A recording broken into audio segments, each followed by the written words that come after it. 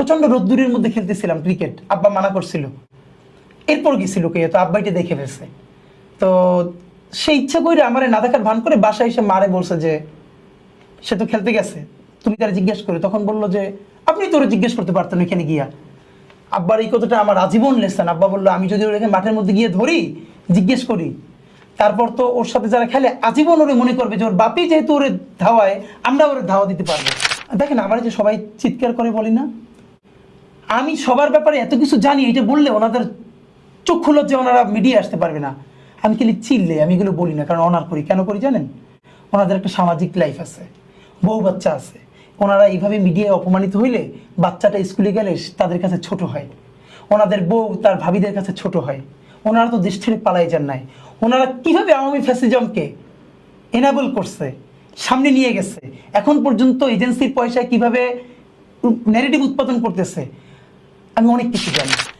আমি পাঞ্জাবি টুপি পরার কারণে যেই গ্লানির মধ্যে দিয়ে গেছি, একটা মেয়ে টি শার্ট পরবার কারণে যেন তার গ্লানির মধ্যে দিয়ে যাওয়া না লাগে।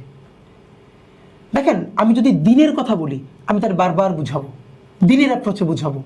কিন্তু আমি যখন তাকে, মানে এটা কি হয়, বাংলাদেশে এমন একটা হয়েছে জানেন, বাংলাদেশের আলেমদের মূলধারাটা, তারা তো মিডিয়ায় এত অ্যাক্টিভ না, কিন্তু ফেসবুক সেলিব্রিটি এই স্টিকটা নিয়ে যেমনিভাবে বাজে কথা বলে, এটাতে আমি নিজেই মাঝে মধ্যে মনে হয় যে আমি যদি এই কালচারের একটা ইসলামী মূল্যবোধ সম্পন্ন পরিবারের না হইতাম, আমি তো মনে হয় এদের ব্যাপারে বিদ্রোহ করে বসতাম।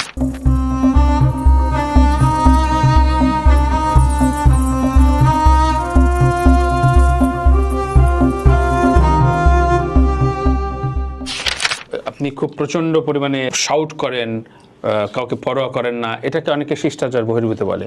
হাঁটুর বয়সী, অমুক বয়সী ইত্যাদি নানান কথা আসে। আচ্ছা, এটা নিয়ে আত্মসমালোচনার জায়গায় আপনি আপনি যেহেতু বলছেন, এটা তুষার ভাইয়ের সাথে 21 টেলিভিশনের একটা শোতে উনি এরকম বলতেছে যে, মানে ব্যাপারটা আমি তো এনসিপি করি না, তারপর মুশকিলটা কি, আমাকে গিয়ে এনসিপি কি বিভিন্ন জায়গায় ডিফেন্ড করা লাগে। দেখেন আমি এনসিপির পলিটিক্স না করি, বিএনপির না করি, জামাতের না করি, কিন্তু তার সাথে যেটা অন্যায় হয় সেই অন্যায়টাকে অন্যায় বলতে পারাটাই ইনসাফ। তো সেক্ষেত্রে ওদের পক্ষে তো ঘটনাটা হলো এই এই হাঁটুর বয়সী ব্যাপারটা আমার সাথেই উঠছে মূলত। ব্যাপারটা হলো সার্জিস কোনো একটা প্রোগ্রামে বলেছে যে কলিজা ছিঁড়ে ফেলা হবে, অফকোর্স এটাকে আমি সমর্থন করি না। কিন্তু দেখেন ন্যারেটিভ কিভাবে নির্মিত হয়। তুষার ভাই 21 টেলিভিশনে, এবং এইটা টপিকেও ছিল না, সে অফ দ্য রেকর্ডে বলতেছে হোস্টকে যে এই টপিকটা আইনেন প্লিজ, এইটা যে সার্জিস এইটা বলছে, এটা ব্যাপারে ওনার খুব হোমওয়ার্ক আছে, বলবে। ও আচ্ছা, এটা আমি আপনাকে বলে দিলাম। হ্যাঁ, মানে এইটা টপিকে ছিল না, কিন্তু সার্জিস এই কথাটা বলছে, কলিজা ছেড়ার কথা, এখন এটি বিরুদ্ধে শুনি বলতে চান, তিনি তাকে আবার রিকোয়েস্ট করছেন, এরপর উনি জিজ্ঞেস করছেন। দেখেন আপনি যেটা যতটুকুন অন্যায় আপনি অতটুকুন বলবেন, এর থেকে লঘু করাটাও কিন্তু অন্যায়, বড় করাটাও অন্যায়। তিনি দেখেন ন্যারেটিভ কিভাবে নির্মিত। তিনি বলতেছেন সার্জিসের কলিজা ছেড়ার কথা মনে পড়েই তার মনে পড়েছে হযরতে আমির হামজা রাদিয়াল্লাহু তাআলা আনহুর কলিজা কিভাবে হিন্দা ছিঁড়ে খেয়েছে।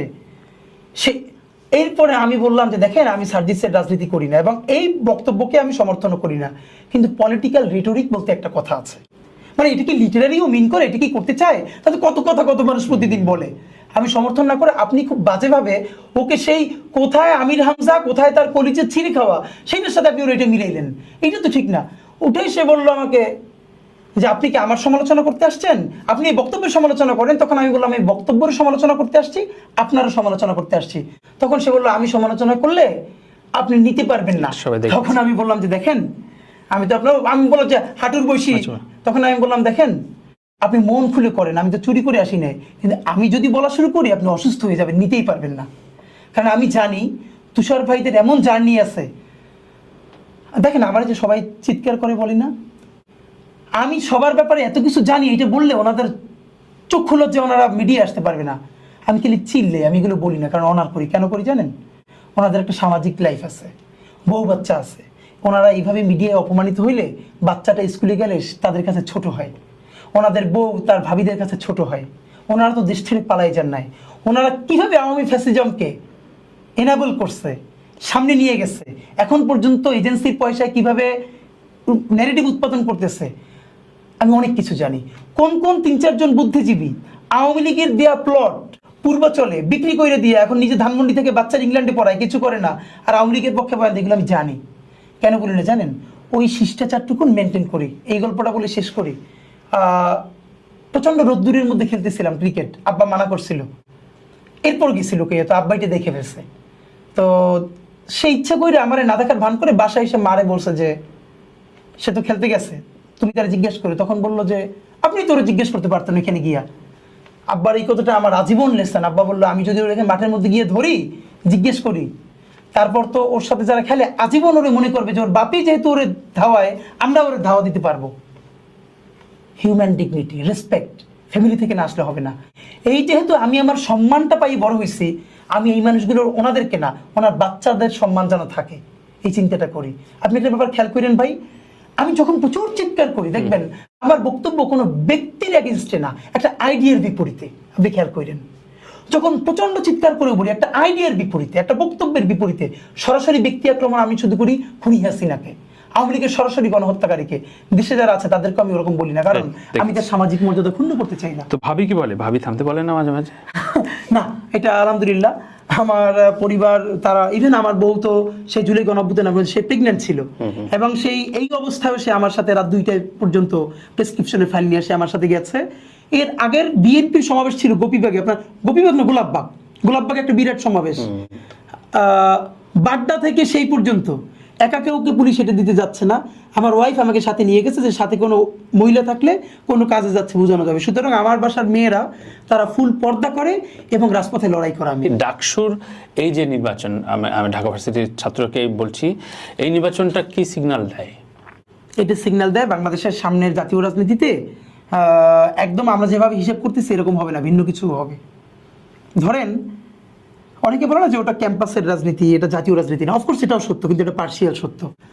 এই ডাকসু রাকসু আরো যেগুলো আছে 4টা ক্যাম্পাস, এই ভোটের ইম্প্যাক্ট পড়বে আরবান মিডল ক্লাসের উপরে, আরবান মিডল ক্লাস, যাদের বাচ্চা কাচ্চা ইউনিভার্সিটিতে পড়ে কিন্তু যারা ভোট দিতে যায় না, এটা বলছেন? হ্যাঁ, পড়বে। এবার তারা ভোট দিতে গেলে এই চিন্তাটা করবে।